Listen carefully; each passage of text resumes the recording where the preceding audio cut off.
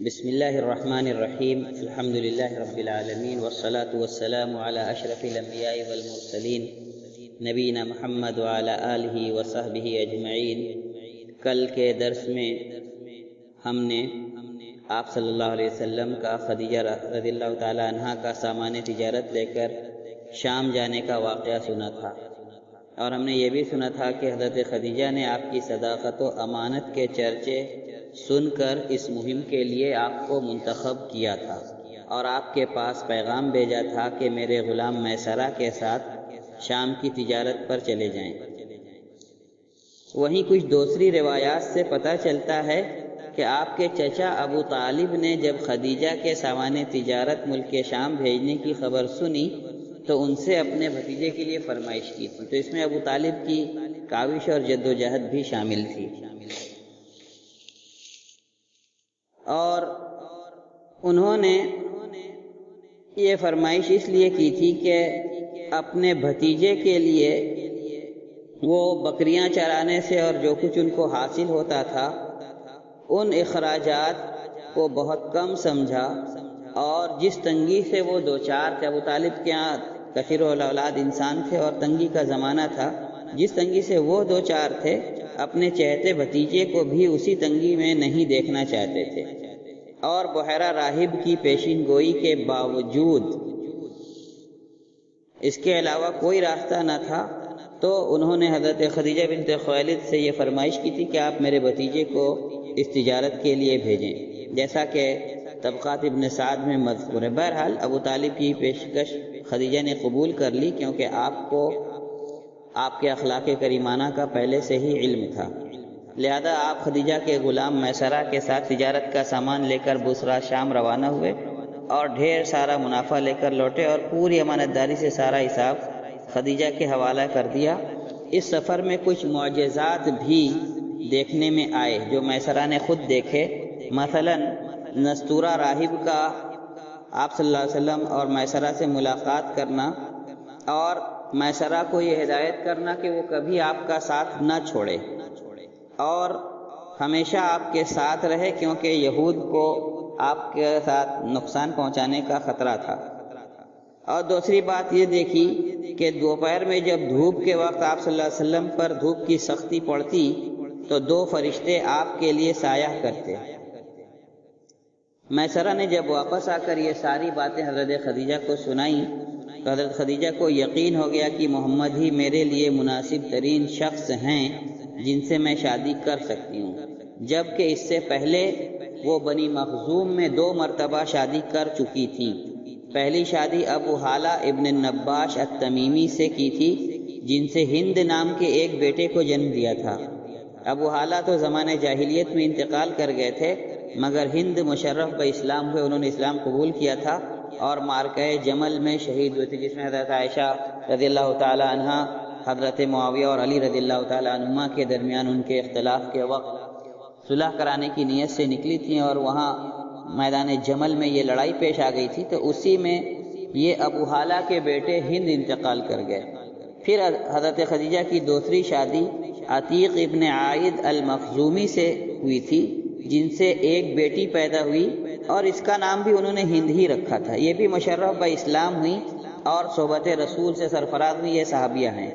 رشتہ ازدواج میں منسلک ہونا، جب حضرت خدیجہ کو یقین ہو گیا کہ محمد ہی ان کے لیے مناسب ہیں تو اپنے ارادے کو اپنی سہیلی نفیسہ بنت امیہ سے بیان کیا۔ بعض روایات میں آتا ہے کہ یہ حضرت خدیجہ کی رشتہ کی بہن بھی تھی۔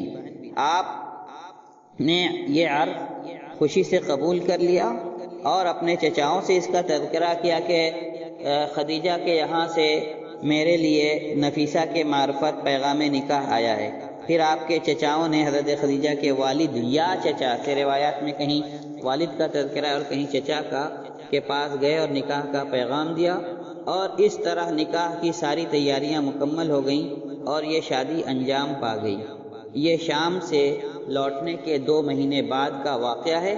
اس شادی میں بنو ہاشم اور مدر کے سرداران شریک ہوئے۔ آپ نے مہر میں 20 اونٹ دیے۔ شادی کے وقت آپ کی عمر 25 سال اور خدیجہ کی عمر 40 سال تھی۔ یہ آپ کی پہلی شادی تھی اور خدیجہ سے آپ کو ایسی محبت تھی کہ ان کی زندگی میں کسی دوسری عورت سے شادی نہیں کی، جبکہ وہاں قریش اور عربوں کے معاشرے میں ایک سے زائد بیویاں رکھنے کا رواج عام تھا۔ ان سے آپ کو 2 بیٹے اور 4 بیٹیاں ہوئیں۔ بیٹوں کے نام قاسم اور عبداللہ ہیں، دونوں ہی آپ کی نبوت سے اور رسالت ملنے سے پہلے ہی وفات پا گئے تھے۔ عبداللہ ہی کا لقب طیب اور طاہر بھی تھا۔ اس سے یہ مغالطے میں نہیں پڑنا چاہیے کہ طیب، طاہر، عبداللہ اور قاسم اتنے سارے بچے کیسے ہوئے۔ قاسم بڑے تھے اور عبداللہ چھوٹے تھے، اور عبداللہ کا لقب طیب اور طاہر تھا۔ اسی وجہ سے اللہ کے رسول صلی اللہ علیہ وسلم کی کنیت بھی بڑے بیٹے کے نام پر ابو القاسم صلی اللہ علیہ وسلم ہے۔ بیٹیوں کے نام یہ ہیں: زینب، ان کی شادی ابو العاص ابن ربیع سے ہوئی تھی۔ رقیہ، ان کی شادی حضرت عثمان رضی اللہ تعالیٰ عنہ سے ہوئی تھی۔ ام کلثوم، حضرت رقیہ کے انتقال کے بعد یہ بھی حضرت عثمان کے نکاح میں آئی تھی۔ حضرت فاطمہ، ان کی شادی خود آپ صلی اللہ علیہ وسلم نے حضرت علی رضی اللہ تعالیٰ عنہ سے کرائی تھی۔ سبھی اسلام اور ہجرت سے بہرور ہوئیں، اور فاطمہ کے علاوہ تینوں آپ کی زندگی ہی میں وفات پا گئیں۔ حضرت فاطمہ کی وفات آپ کی وفات کے 6 ماہ بعد ہوئی۔ ان کے علاوہ ماریہ قبطیہ کے بطن سے آپ کے یہاں ابراہیم پیدا ہوئے، جو سن 8 ہجری میں پیدا ہوئے تھے اور بچپن ہی میں آپ کی زندگی میں وفات پا گئے تھے۔ اس شادی کے بعد آپ خدیجہ کے مکان میں منتقل ہو گئے تھے، اور اس شادی کے نتیجے میں آپ کو قلبی سکون اور اطمینان میسر آ گیا تھا، اور اس شادی کے بعد آپ مکہ چھوڑ کر کہیں نہیں گئے جب تک کہ آپ کو ہجرت مدینہ کی اجازت نہیں ملی، یا اگر اس میں آپ مزید اضافہ کرنا چاہیں تو سوائے جب آپ کو اللہ تبارک تعالیٰ نے اسراء اور معراج کے لیے بیت المقدس اور پھر آسمانوں کی سیر کرائی تھی۔ خانہ کعبہ کی تعمیر، یہ واقعہ بھی سیرت نبوی میں ایک بہت اہمیت کا حامل واقعہ ہے۔ آپ کی عمر جب 35 سال کی تھی تو قریش نے کعبہ کی عمارت کو پھر سے تعمیر کرنے کا ارادہ کیا، کیونکہ سیل ارم، جو کہ ایک سیلاب تھا بارش کے بعد، جسے سیلاب ارم بھی کہا جاتا ہے، نے کعبے کو منہدم کر دیا تھا، یا تقریباً اتنا کمزور کر دیا تھا کہ کسی بھی وقت وہ ڈھہ سکتا تھا، جب کہ اس سے پہلے کعبہ کی خستہ حالی کے باوجود بہت خستہ حال میں ہو گیا تھا کعبہ، لیکن عرب اور قریش خاص طور سے خانہ کعبہ کو ہاتھ لگانے سے ڈرتے تھے کہ کہیں ان کو کوئی عذاب اور کوئی تکلیف نہ پہنچے، اور ان کا یہ کہنا تھا کہ جو بھی اللہ کے گھر کو ہاتھ لگائے گا اور اس کو کسی اذیت سے، کسی تکلیف سے دوچار ہونا پڑے گا۔ شاید اس کی وجہ یہ تھی کہ انہوں نے ابرہہ کا انجام دیکھا تھا، اور اس انجام کا نقشہ اب تک ان کے ذہن میں تھا۔ وہ ڈرتے تھے کہ کہیں ہم بھلے ہماری نیت نیک ہو، اس کو اور اچھی شکل میں بنانے کی ہو، لیکن اگر ہم اللہ کے گھر کو گرانے جائیں تعمیر کے لیے ہی تو کہیں ہمیں کوئی مصیبت نہ لاحق ہو۔ مگر سیلاب سے ہوئے نقصان کے سبب وہ اس کے لیے تیار ہوئے، چنانچہ ولید ابن المغیرہ کی قیادت میں یہ کام سر انجام پانا طے ہوا۔ اس وقت کعبہ کی کوئی چھت نہ تھی، اونچائی 9 ہاتھ تھی، جس کے نتیجہ میں کچھ چوروں نے خانہ کعبہ کا خزانہ چوری کر لیا تھا۔ جب تعمیر کا کام شروع ہوا اور لوگوں نے دیکھا کہ ولید بن المغیرہ اور دوسرے کسی کو کوئی نقصان نہیں پہنچا ہے، تو باقی لوگوں نے بھی اس میں حصہ لیا۔ قریش نے یہ بھی طے کیا تھا کہ اس کی تعمیر میں صرف حلال کمائی ہی لگائیں گے، لہذا خستہ حال دیواروں کو گرانے کا کام شروع ہوا، اور ابراہیم علیہ السلام کی بنائی ہوئی بنیادوں تک گرایا گیا۔ پھر انہی بنیادوں پر تعمیر نو کا کام شروع ہوا۔ کعبہ کو مختلف حصوں میں تقسیم کر کے ہر قبیلہ کو اس کی جگہ بتلا دی گئی تھی کہ اسے یہیں تعمیر کرنا ہے۔ تمام قبائل نے اپنے اپنے پتھر وغیرہ اکٹھے کیے اور اپنے حصے کی تعمیر شروع کر دی۔ تعمیر کا کام ایک رومی معمار کے ذمے تھا جس کا نام قوام تھا۔ جب تعمیر حجر اسود کی جگہ تک پہنچی تو اسے قائم کرنے کے سلسلے میں اختلاف ہو گیا کہ اب حجر اسود کو اس کی جگہ پر لگائے گا کون۔ اس میں ان کا جب اختلاف ہوا تو یہ اتنا شدید اختلاف تھا کہ قریب تھا کہ بہت ہی خونریز جنگ چھڑ جاتی حرم شریف کے آس پاس، کیونکہ ہر قبیلہ یہی چاہتا تھا یا ہر ایک فرد یہی چاہتا تھا کہ یہ کام اس کے ہاتھوں سر انجام پائے۔ 4-5 دن تک یہ اختلاف ہوتا رہا۔ تبھی ابو امیہ ابن مغیرہ مخزومی نے یہ مشورہ دیا کہ جو سب سے پہلے حرم میں آئے گا اسی سے اس اختلاف کا فیصلہ کروایا جائے گا۔ یہ تجویز سب کو پسند آئی۔ اللہ کا کرنا ایسا ہوا کہ سب سے پہلے رسول اللہ صلی اللہ علیہ وسلم حرم میں داخل ہوئے۔ ان کو دیکھتے ہی لوگ خوشی سے چلا پڑے کہ یہ لو امین آ گئے، ہمیں ان کا فیصلہ منظور ہے، یہ محمد آ گئے۔ جب آپ قریب پہنچے تو سارا واقعہ آپ کو سنایا گیا۔ آپ نے ایک چادر منگوائی، حجر اسود کو بیچ چادر میں رکھا اور تمام قبائل سے کہا کہ اٹھاؤ۔ سب نے اٹھا کر بلند کیا، اور جب حجر اسود کی جگہ تک پہنچے تو آپ نے خود اپنے ہاتھوں سے حجر اسود کو اٹھا کر اس کی جگہ پر قائم کر دیا، لگا دیا۔ اس دانشمندانہ فیصلے سے سب خوش ہو گئے، اور ایک متوقع خونریزی اور جنگ جو خانہ کعبہ کے ارد گرد ہونے کا خطرہ منڈرا رہا تھا وہ ٹل گیا۔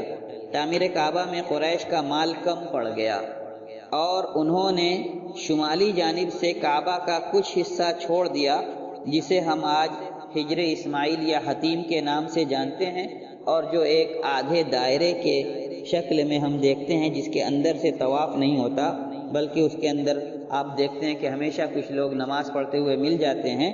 تو وہ کعبہ کا وہ حصہ ہے جو قریش نے مال کی کمی کی وجہ سے چھوڑ دیا تھا۔ اس کے بعد جس نے بھی کعبہ کی تعمیر کی تو قریش کی عمارت پر ہی کعبہ کو قائم رکھا اور اتنے حصے کو باہر رکھا، اور علامت کے طور پر وہ آدھے قوس نما، آدھے دائرے نما دیوار کھینچ دی جاتی ہے تاکہ پورے کعبے کا طواف ہو، اور یہ علامت رہے کہ یہ حصہ کعبے میں شامل ہے، داخل ہے، کعبے سے باہر کا نہیں ہے۔ نئی تعمیر میں کعبے کے دروازے کو زمین سے اونچا کر کے لگایا گیا تاکہ کعبہ میں صرف وہی داخل ہو سکے جسے قریش داخل کرنا چاہیں۔ جب کعبہ کی اونچائی 15 گز کے قریب ہو گئی تو 6 ستونوں پر اس کی چھت ڈالی گئی۔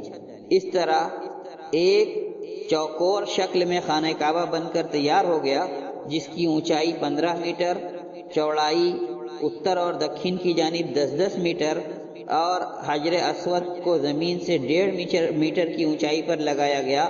پورب اور پچھم کی چوڑائی 12-12 میٹر ٹھہری، اور اس کے بعد دروازہ زمین سے 2 میٹر کی اونچائی پر، جیسا کہ میں نے ذکر کیا، لگایا گیا تاکہ کعبہ کے اندر قریش جسے چاہیں وہی داخل ہو سکے، ہر آنے والا آسانی سے کعبہ کے اندر داخل نہ ہو سکے۔ باہری جانب سے ایک نیچی موٹی سی چہار دیواری کعبہ کو اپنے حصار میں لیے ہوئے ہے۔ اللہ آپ لوگوں کو اس کی زیارت کی سعادت نصیب فرمائے۔ اب آپ دیکھیں گے تو کعبہ سے تقریباً 1/4 میٹر 25 سینٹی میٹر کے آس پاس ایک موٹی دیوار کعبہ سے لگی ہوئی باہر کی طرف دکھے گی۔ وہ کعبہ کو مضبوطی دینے کے لیے اس کی پشتی کے طور پر ہے، اور اس کی چوڑائی 30 سینٹی میٹر ہے، کافی موٹی دیوار ہے۔ وہ کعبہ کے چاروں اور تقریباً 1.5 فٹ کے قریب اونچی وہیں پر دکھتی ہے۔ اس تعمیر کو عرب نے ویسے ہی چھوڑ دیا تھا، اس سے تعارض نہیں کیا تھا۔ اس کے اوپر جو قواعد ابراہیم، حضرت ابراہیم علیہ السلام کی بنیادیں تھیں، اس پر کعبہ کی تعمیر کی تھی۔ نبی کریم صلی اللہ علیہ وسلم تمام عمدہ اخلاق کو اپنے اندر سمیٹے ہوئے تھے، نہایت بلند سوچ اور فکر کے حامل تھے۔ لمبے لمبے وقفے خاموش رہ کر غور و فکر کرتے، حق کی جستجو میں اپنی پختہ عقل اور صاف فطرت سے آپ نے زندگی اور لوگوں کے حالات کا بغور جائزہ لیا تھا۔ اس وجہ سے تمام خرافات سے دور رہے، بھلائی میں لوگوں کا ساتھ دیتے اور برائیوں سے دور رہتے، اپنی خلوتگاہ غار حرا میں واپس لوٹ جاتے، اور کسی طرح کے شرکیہ رسم و رواج، شراب اور کباب کی محفل، بتوں پر چڑھائے جانے والے چڑھاووں اور بتوں کی پوجا پاٹ اور جاہلیت کے زمانے کے میلوں ٹھیلوں سے آپ کو کوئی سروکار نہ تھا، بلکہ بچپن سے ہی ان رسموں کے آپ مخالف تھے اور ان سے دور بھاگتے تھے، اور قریش کے یہ بت انہیں سخت ناپسند تھے، اور ان کی قسم کھانا، کسی کو اگر ان کی قسم کھاتا آپ دیکھ لیتے تو اس کو کبھی بھی گوارا نہیں کرتے تھے، بلکہ بتوں کی قسم کھانا ان کو سخت ناگوار گزرتا تھا۔ کعبہ کے بنانے کے وقت آپ اور آپ کے چچا حضرت عباس رضی اللہ تعالی عنہ پتھر ڈھور کر لاتے تھے۔ حضرت عباس آپ کے چچا نے مشورہ دیا کہ کیوں نہ آپ لنگی اٹھا کر کندھے پر پتھر کے نیچے رکھ لیں تاکہ آپ کو پتھر چبھے نہیں۔ آپ سب کے محبوب تھے اپنے خاندان میں، تو چچا نے دیکھا کہ پتھر آپ کے کندھے پر رگڑ کھا رہا ہے، تو ان کو مشورہ دیا کہ لنگی رکھ کر کے اس پر پتھر ڈھوئیں تاکہ کندھے پر خراش نہ لگے۔ آپ نے ایسا ہی کیا تھا کہ بے ہوش ہو کر گر پڑے۔ اللہ تبارک تعالیٰ جسے نبوت اور رسالت کے لیے اختیار کرتا ہے اس کو ہر طرح کی برائی اور بے حیائی سے محفوظ رکھتا ہے۔ آپ نے جیسے ہی بے ستری کی آپ بے ہوش ہو کر گر پڑے اور ہوش آتے ہی میری لنگی کی آواز لگا کر کے لنگی پہنی، اور اس کے بعد کبھی بھی آپ کو بے ستر نہیں دیکھا گیا۔ آپ بڑے ہی خوش اخلاق بہترین اوصاف کے حامل تھے۔ کوئی شریفانہ خصلت ایسی نہ تھی جو آپ کے اندر بدرجہ اتم موجود نہ ہو۔ انہی ساری اچھی خصلتوں کی بنا پر جیسے جیسے آپ پختگی عمر کو پہنچتے جاتے تھے، آپ کے نزدیک خلوت کو اور اللہ تبارک تعالیٰ کی عبادت اور ریاضت کو، اللہ سے لو لگانے کو محبوب کر دیا گیا تھا۔ کئی دن آپ جا کر کے غار حرا میں عبادت کرتے تھے۔ اس کے لیے حضرت خدیجہ آپ کا کھانے پینے کا انتظام آپ کو ساتھ دے دیتی، لے کر کے جاتے، وہیں رہتے، جب توشہ ختم ہو جاتا پھر لوٹتے اور لے کر کے چلے جاتے۔ یہ غور کی بات ہے کہ ایک ایسی خاتون جنہوں نے آپ سے شادی کر کے آپ کو بہت سی فکروں سے آزاد کر دیا تھا، آپ صرف فکر الہی میں لگے رہتے تھے، اور پھر یہی آگے چل کر جب آپ 40 سال کی عمر میں پہنچے تو انہی خلوتوں میں سے ایک دن آپ کے پاس جبرائیل امین علیہ السلام آتے ہیں اور سورہ علق اقرأ بسم ربک الذی خلق سے لے کر کے علم الانسان ما لم یعلم تک کی ابتدائی آیتیں اترتی ہیں اور آپ کو نبی بنایا جاتا ہے۔ کل کے درس میں انشاءاللہ نبوت کے واقعے کو کہ حضرت جبرائیل نے آپ سے کیا کہا اور آپ نے جواباً کیا کہا، اور پھر کیسے آپ پر پہلی وحی نازل ہوئی، اور وحی کے نزول کے وقت کی چند کیفیتیں آپ کے ساتھ کیا کیا پیش آتی تھی، انشاءاللہ وہ بیان کیا جائے گا۔ وآخر دعوانا الحمدللہ رب العالمین۔